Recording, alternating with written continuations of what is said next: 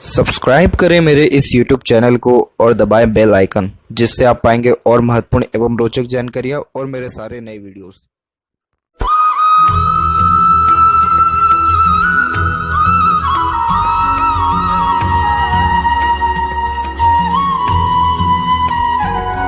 नमस्कार दोस्तों, भगवान आप सभी का भला करे और आपकी सारी इच्छाएं एवं मनोकामनाएं पूरी हों।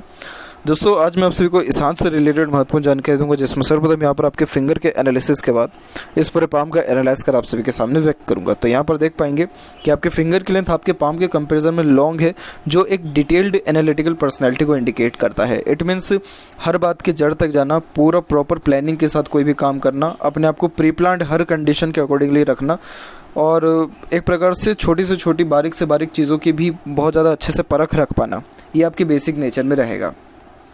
हर काम के पीछे एक प्रकार का सप्लीमेंट्री लेकर के आप चलेंगे कि एटलीस्ट अगर एक काम नहीं हो पा रहा है तो उसके कंपैरिजन में दूसरा काम हो ही जाए।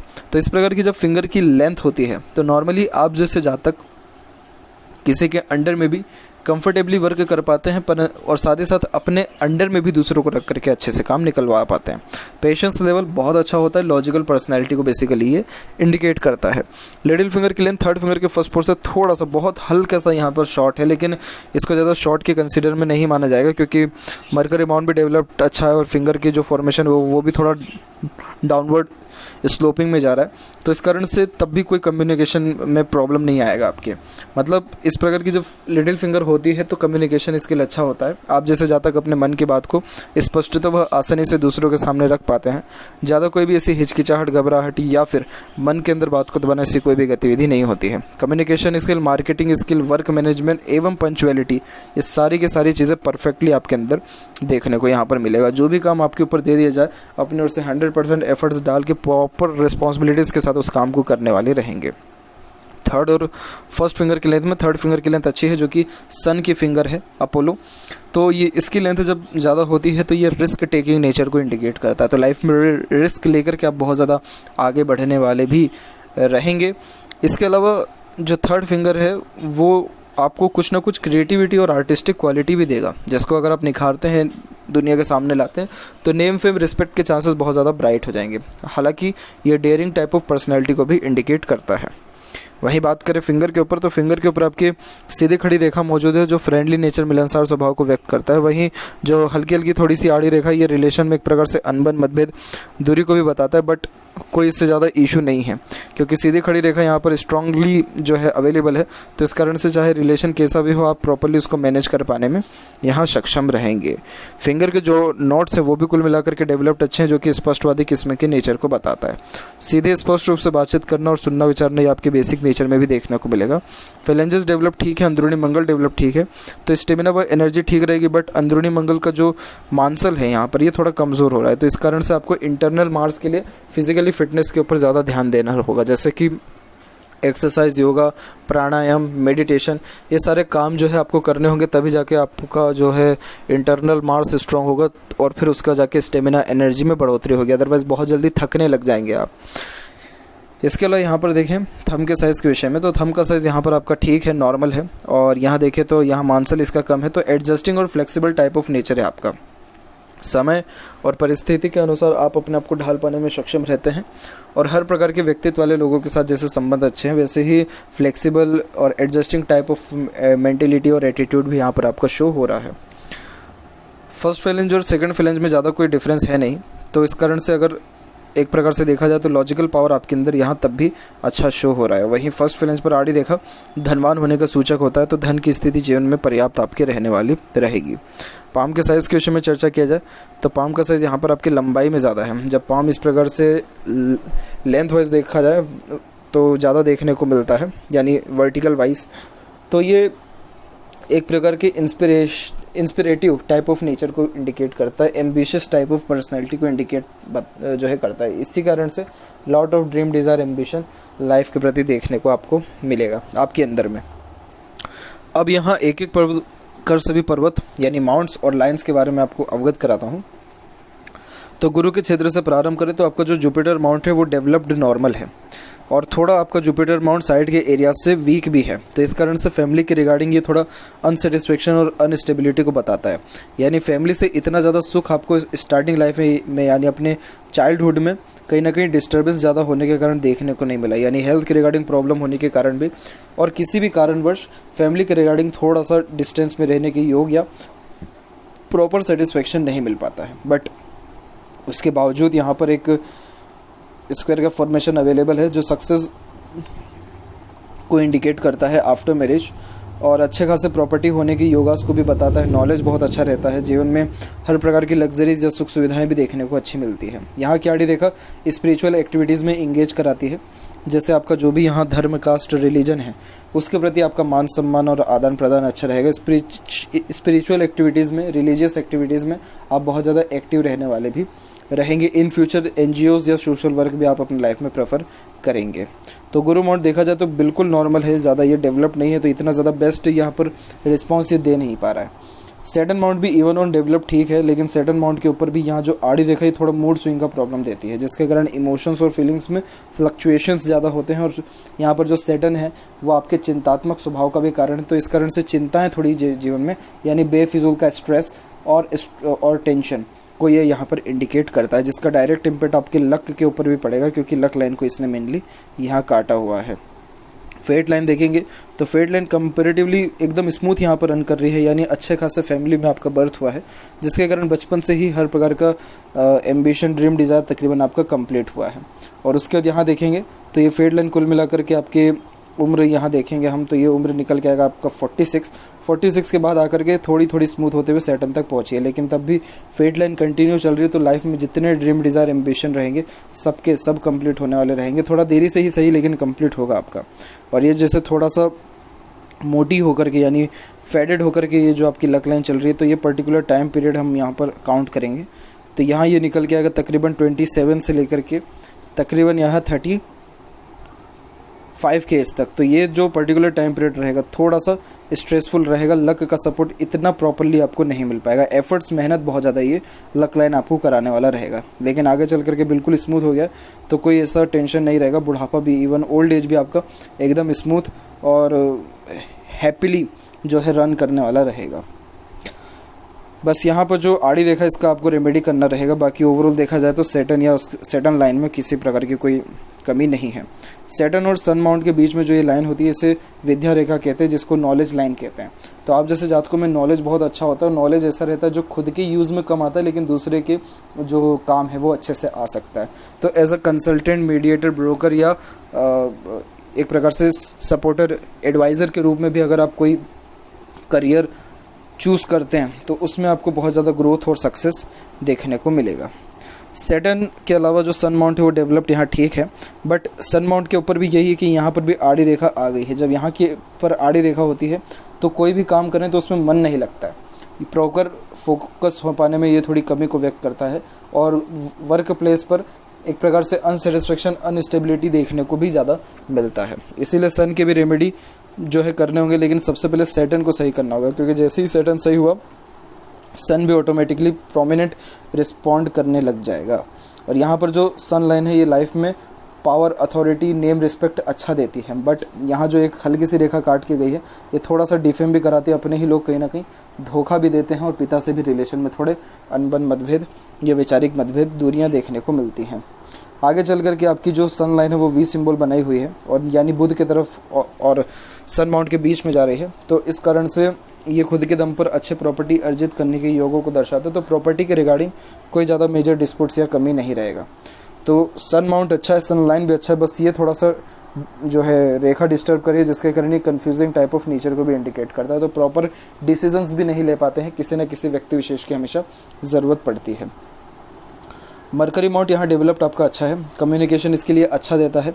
उसी के साथ साथ यहाँ देखेंगे तो मल्टीपल्स लाइन अवेलेबल है, जो एक प्रकार से मल्टीपल लैंग्वेजेस का नॉलेज भी आपको यहाँ देने वाला रहेगा। कम्युनिकेशन स्किल अच्छी होने के कारण कन्विंसिंग स्किल भी आपका बहुत अच्छा रहेगा, किस व्यक्ति से कैसे बात करना है, किस व्यक्ति से कैसे काम निकलवाना है, ये कैपेबिलिटी आपके अंदर बहुत ज़्यादा ही अच्छी देखने को मिलेगी। और यही रीज़न है कि अगर एज अ बिज़नेस या एज अ एंटरप्रेन्योरशिप भी कोई अगर काम करते हैं तो उसमें भी आपको लाभ बहुत अच्छा देखने को मिलेगा। और इसके अलावा देखें तो अट्रैक्टिव नेचर और वॉइस या कुछ ना कुछ कैरेक्टरिस्टिक आपके अंदर रहेगा, जिसके कारण सामने वाला व्यक्ति ईजिली आपके ओर अट्रैक्ट होगा और आपसे कहीं ना कहीं बहुत ज़्यादा समय तक बातचीत कर पाने में सक्षम रहेगा या अपने दुख को शेयर कर पाएगा।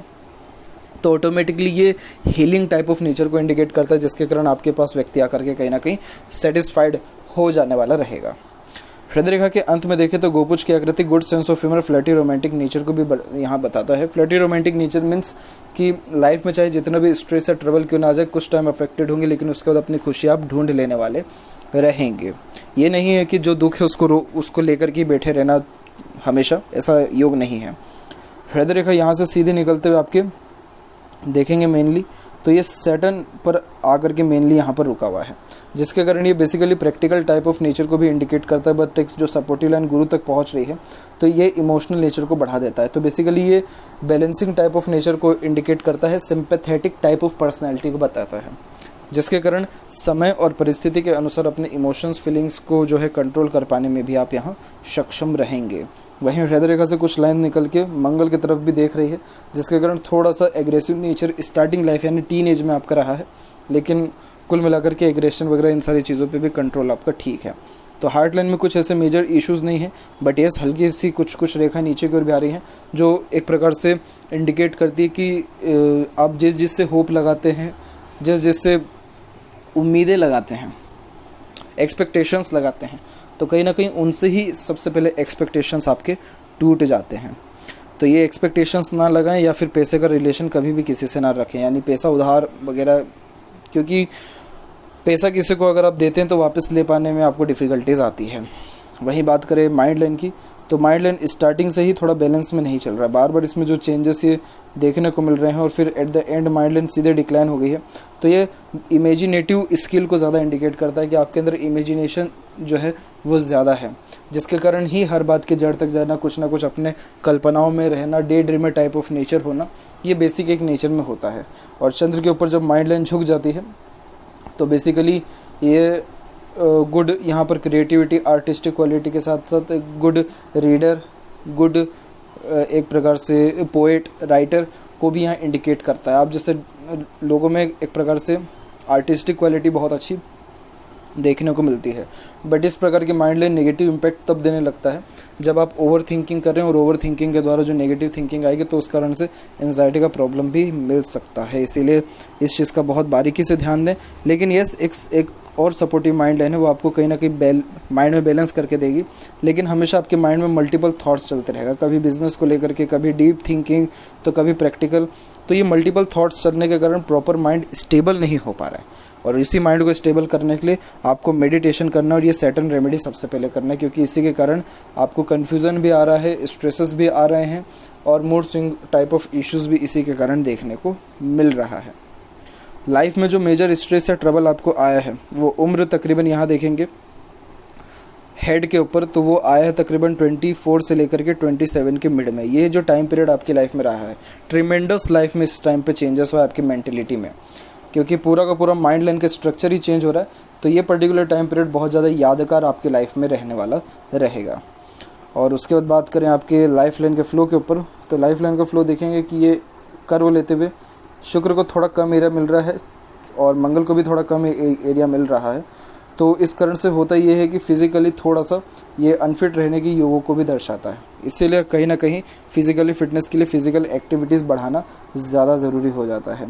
लाइफ लाइन के ऊपर से जितनी ये रेखाएं निकल रही हैं सबके सब ये सक्सेस लाइन है, और इस प्रकार की रेखा को अपॉर्चुनिटी लाइन भी कहा जाता है। यानी उम्र तकरीबन आप यहाँ देखेंगे तो 42 के एज से लेकर के 42 से लेकर के तकरीबन यहाँ 49-52 के एज तक लाइफ में जो चीज़ में आप एफर्ट्स डालेंगे, जो काम करेंगे, उन सारे कार्यों में आपको सफलता अच्छी मिलेगी।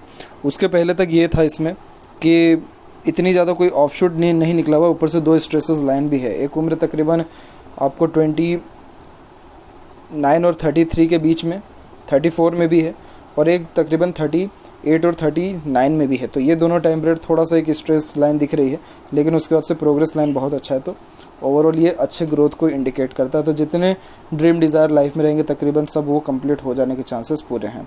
वहीं यहाँ पर आपके लाइफ लाइन के पैरेलल सपोर्टिव लाइन भी चल रही है, तो लाइफ में जो सपोर्ट भी आपको मिला है वो उम्र तकरीबन 33 के एज के बाद में ही मिला है, जिसके कारण जो जिस भी प्रकार के ट्रबल या प्रॉब्लम में आप फंसे होंगे तो किसी न किसी का सपोर्ट मिला होगा या ऊपर वाले की कृपा अच्छी रही है, जो कि निरंतर ये सपोर्टिव लाइन चल रही, तो ये लाइफ को प्रॉपर स्टेबिलिटी आपको दे पाएगा। वहीं यहाँ देखें तो अंदरूनी मंगल डेवलप्ड अच्छा है, बाहरी मंगल डेवलप्ड ठीक है। अंदरूनी मंगल के लिए थोड़ा और काम करने की ज़रूरत है, लेकिन बाहरी मंगल डेवलप्ड अच्छा है, तो मेंटली आप यहाँ स्ट्रांग रहने वाले रहेंगे, किसी भी चीज़ से डर नहीं लगेगा ज़्यादा।